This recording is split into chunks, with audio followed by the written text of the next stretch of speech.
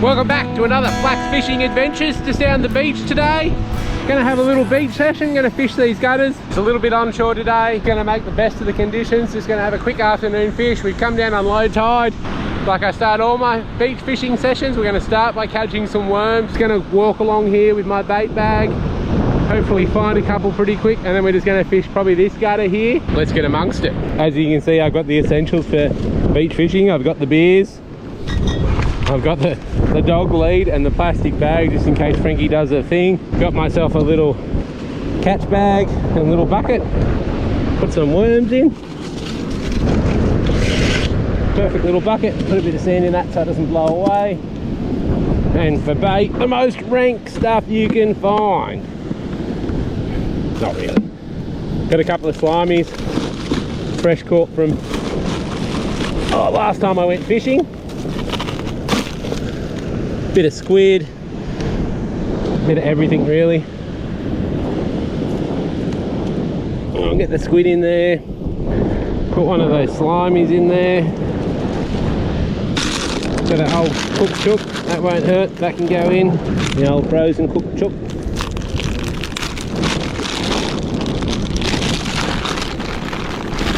Nice and oily, the old cooked chook. Got a couple of old fish fillets here that didn't get eaten, they can go in the bag.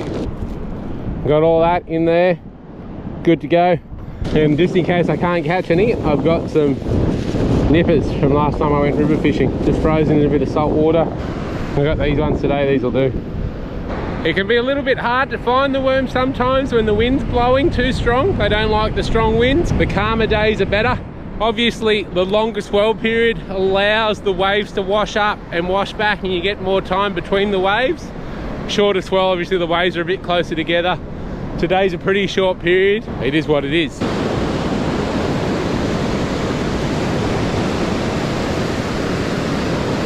All right, we got our first worm.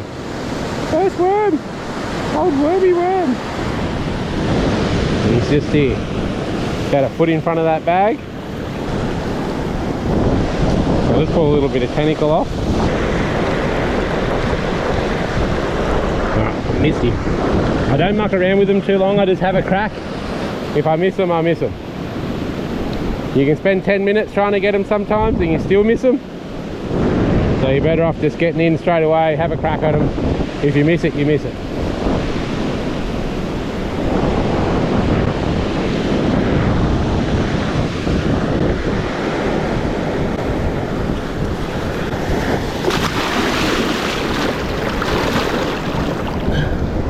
I still got a hold of him, I'm getting a bit wet. Yeah, got him. Sweet. You can see the old jumper's probably not the thing to be wearing right here doing this, but there's our second worm we found and we've caught that one.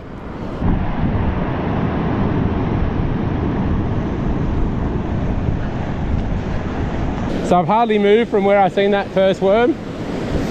I've just been staying in the same spot within 5 meters either side. Seems to be plenty of worms popping up, so I'm just targeting on that area. Why leave? Look at them all. There's another couple just there. That one's probably the biggest out of them two.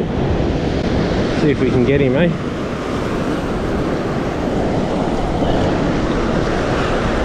Look at him.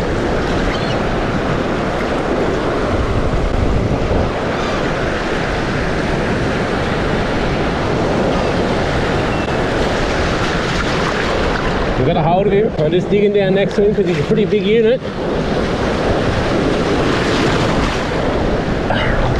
And he's released. There he is there. Third worm. Like I said, a couple more, we're done. Ready to start fishing. Hasn't taken us long. Maybe 15, 20 minutes, half an hour at the most. Fresh bait. Using old bait. Let's face it, not much is going to eat this off the beach. Everything's going to eat these. And when I say everything, I mean everything. Brim, blackfish, whiting, mulloway, flathead, salmon, tailor, any species you'll find off the beach will take a worm.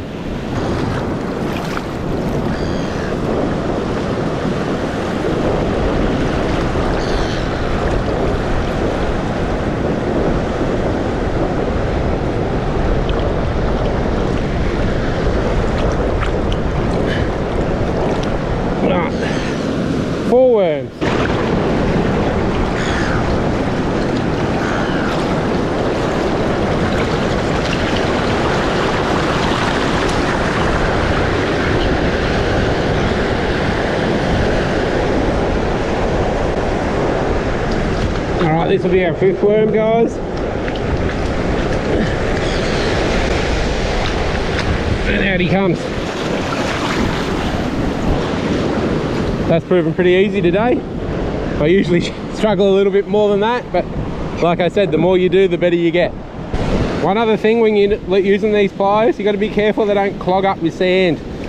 You got to give them a good wash out after you catch every worm. Just give them a rinse out in the salt water, get all the sand out of the moving parts there so it doesn't jam up and you actually get a hold of the worm. The other thing I do, I bevel the edges. So I got a 45-degree edge on all those sides so it doesn't cut the worm. If you try and do this with a brand new set of needle nose pliers, you'll cut the heads off every worm you get a hold of and you won't catch a single one. When you are worming, I am right-handed, so it does naturally work this way, but you want to approach the worms from the south side. So the sun's normally on the north side here on the southern hemisphere. Well, it's always on the north side in the southern hemisphere.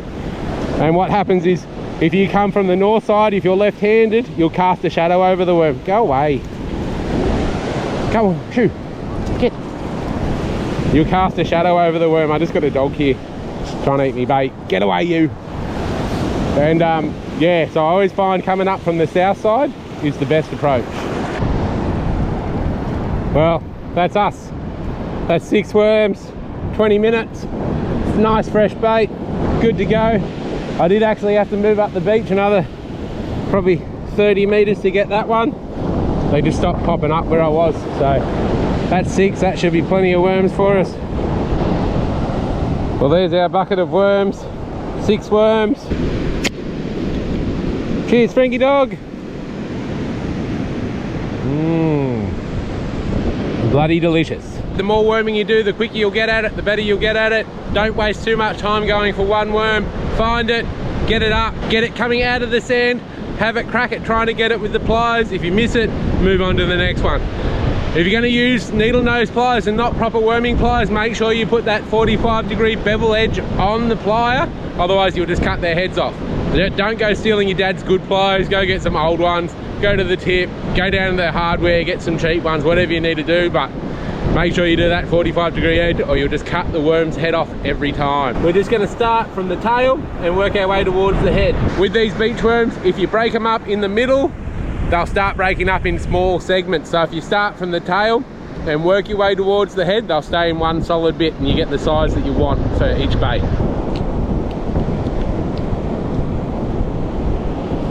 Oh, Frankie Tank, hey? Frankie Tanker.